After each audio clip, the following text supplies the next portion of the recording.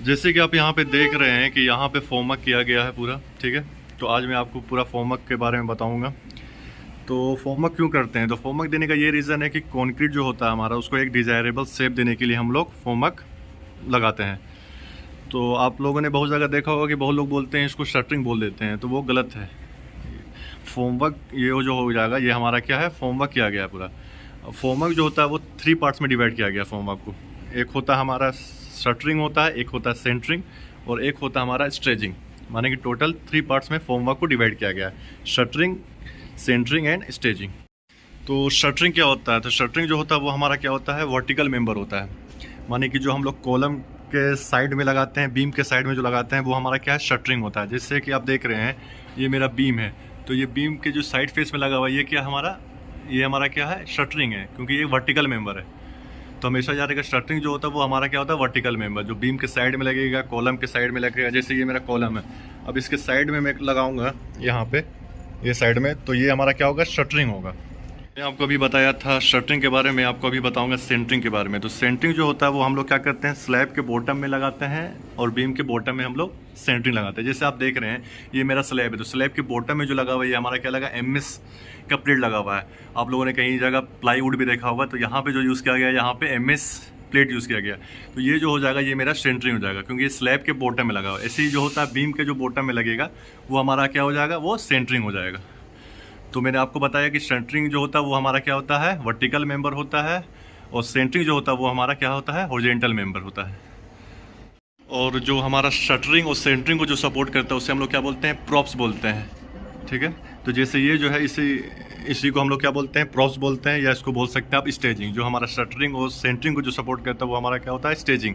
तो यहाँ पे जो यूज़ किया गया, ये हमारा वुड का प्रॉप्स है। ये जो है, ये वुड का प्रॉप्स यूज़ किया गया है यहाँ पे सभी जगह।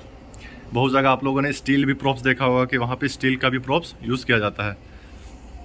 अब मैं आपको बताऊंगा कि ये जो प्रॉप्स होता है, ये दो प्रॉप्स के बीच में कितनी स्पेसिंग रखी जाती है। तो कुछ ना कुछ तो स्पेसिंग होगी ये दोनों के बीच में। जैसे ये और ये दो प्रॉप्स है, ये दोनों के बीच में कुछ ना कुछ तो स्पेसिंग होगी। तो ये जो स्पेसिंग होना चाहिए, ये जो होना चाहिए, वुड प्रॉप्स के बारे में बता रहा हूँ, वो होता है 500 टू 600 में। माने ये दो प्रॉप्स के बीच में जो स्पेसिंग होना चाहिए वो 500 टू 600 होना चाहिए। और स्टील प्रॉप्स जो होता है, यहाँ पे जैसे स्टील प्रॉप्स यूज़ नहीं किया गया। तो स्टील प्रॉप्स में जो हमारा जो डिस्टेंस होता है दो प्रॉप्स के बीच में, वो हमारा होता है 900 टू 1200 ठीक है। तो मैंने आपको बता दिया कि ये दोनों बीच की स्पेसिंग कितनी होती है प्रॉप्स की।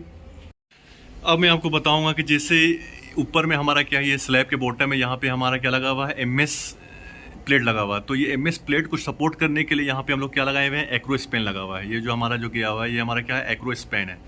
तो इसको सपोर्ट करने के लिए हम लोग लगाए हुए हैं एक्रो स्पैन। उसी आप लोगों ने बहुत जगह देखा होगा, वहाँ पे बैटन यूज़ किया जाता है।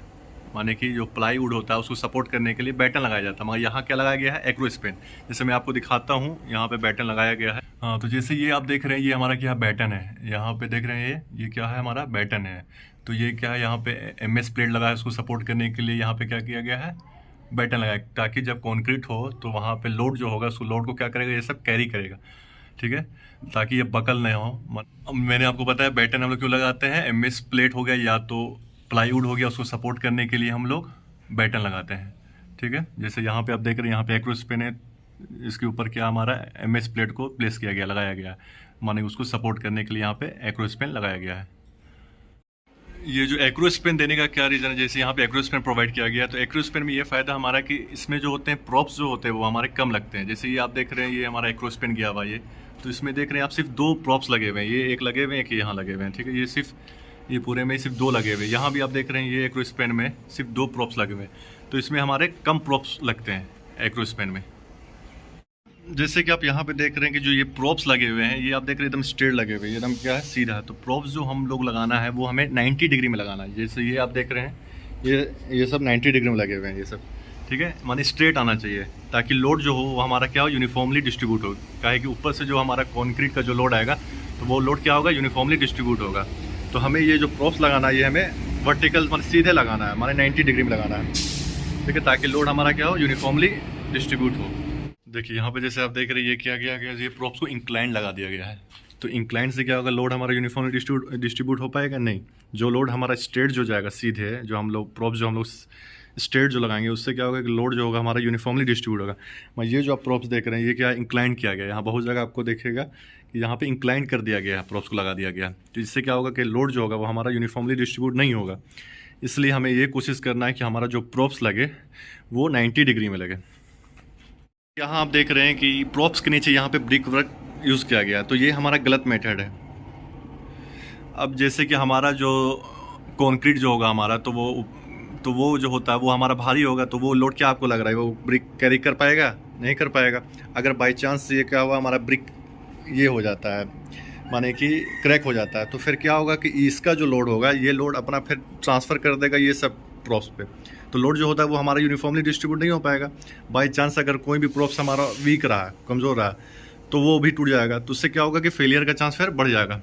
इसलिए हमें क्या करना है कि हमें कोशिश ये करना है कि जैसे क्या करते हैं कॉन्ट्रैक्टर लोग कि बल्ली छोटी पड़ जाती है, तो फिर क्या करते हैं, यहाँ भी देख रहे हैं ये जैसे बल्ली छोटी पड़ गई तो उसके नीचे क्या करते हैं ब्रिक लगा देते हैं, ईंटें लगा देते हैं वहाँ पे। तो ये जो प्रैक्टिस है ये गलत है, ये हमें फॉलो नहीं करना है।